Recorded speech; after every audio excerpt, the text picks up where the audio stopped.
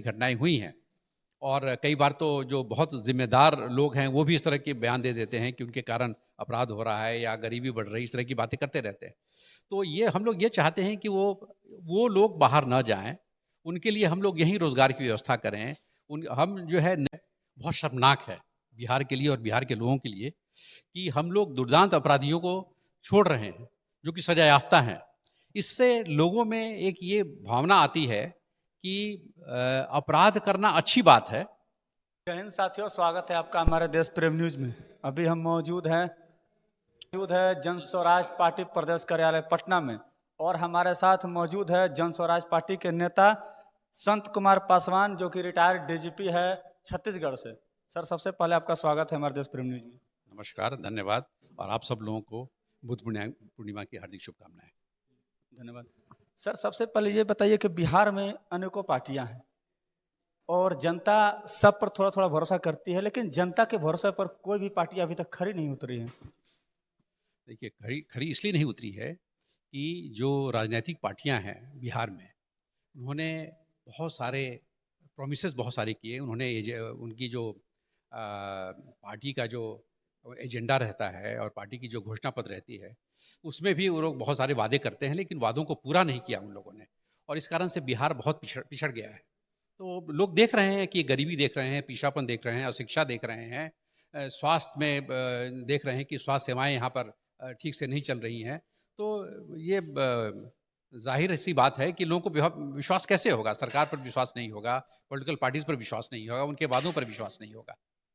जी, यही कारण है। तो सर, ये बताइए कि आखिर आपकी पार्टी नहीं है, अभी बिहार में भी जो पैदल यात्रा भी कर रहे हैं बिहार को जोड़ने के लिए, तमाम लोगों को शिक्षा व्यवस्था को लेकर के, स्वास्थ्य व्यवस्था को लेकर के, रोजगार को लेकर के, लेकिन जितने भी पार्टी आती है रोजगार को लेकर के तो आती है कि कोई कहता है 2 करोड़ रोजगार देंगे, कोई कहता है 10 लाख रोजगार देंगे, लेकिन कोई रोजगार, जो जितने भी बेरोजगार लोग उसको बेरोजगारी दूर नहीं कर पाते और आकर के हवाबाजी करके चले जाते, तो लोग कैसे भरोसा करें आपके जो नई पार्टी बनी है उस पर। देखिए, एक तो ये है कि आप ये देखिए, इसमें जो लोग जुड़ रहे हैं उनका अगर आप प्रोफाइल देखेंगे तो वो लोग ऐसे लोग हैं जो कि किसी न किसी क्षेत्र में एक्सपर्ट्स रहे हैं। और दूसरी बात ये है कि जो सही सोच, सही लोग और सामूहिक प्रयास, ये जो सिद्धांत है माननीय प्रशांत किशोर जी ने जो जन सुराज के लिए निर्धारित किया है, ये एक ऐसा सिद्धांत है जिसमें कि हम लोग सामूहिक प्रयास के माध्यम से इसको दूर करने का प्रयास कर रहे हैं। अभी माननीय प्रशांत किशोर जी 6 महीने से अधिक समय हो चुका है और वो पदयात्रा कर रहे हैं, लोगों से मिल रहे हैं। कम से कम आप ये समझिए कि 2 लाख से 4 लाख लोगों से तो प्रत्यक्ष मिल चुके हैं और कई लाख लोगों ने उनका स्वागत किया है, उनसे मिलने के लिए आतुर हैं।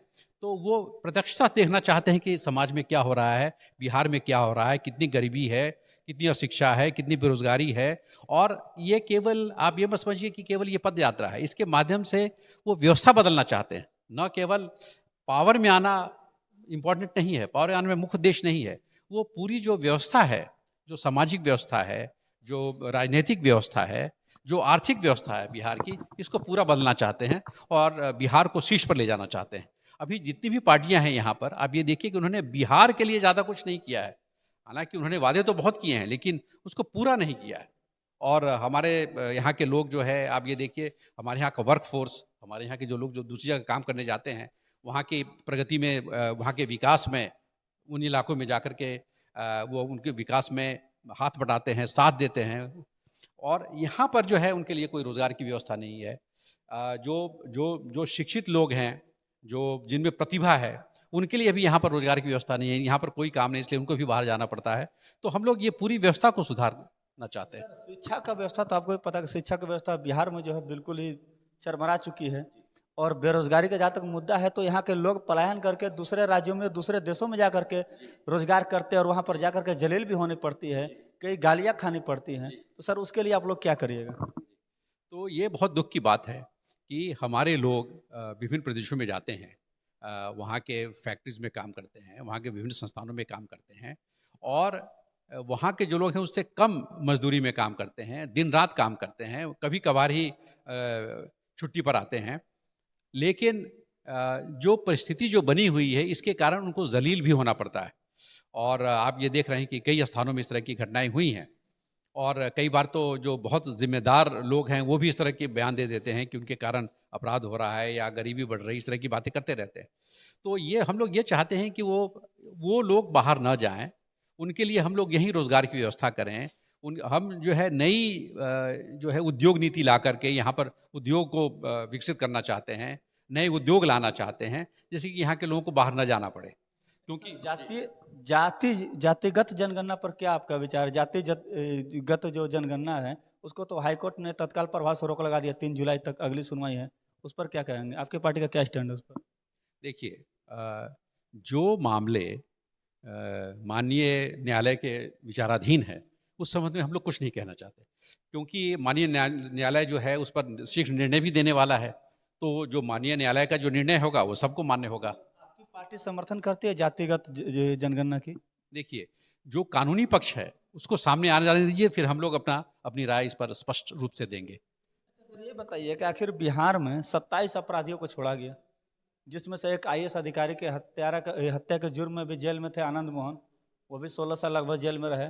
उनके चेहरे के पीछे 26 और अपराधियों को छोड़ा गया। इसको कैसे देखते हैं आप? बिहार में अपराधियों की बोला जाता है कि बिहार में बाहर है, नीतीश कुमार है, आप ही के प्रशांत किशोर का स्लोगन था वो, और अभी जो है बिहार में बाहर है, अपराधियों की बाहर है, ऐसा स्लोगन चल रहा है। जी, ये बहुत दुख की बात है, अफ़सोसजनक है, बहुत शर्मनाक है बिहार के लिए और बिहार के लोगों के लिए कि हम लोग दुर्दांत अपराधियों को छोड़ रहे हैं, जो कि सज़ा याफ़्ता हैं।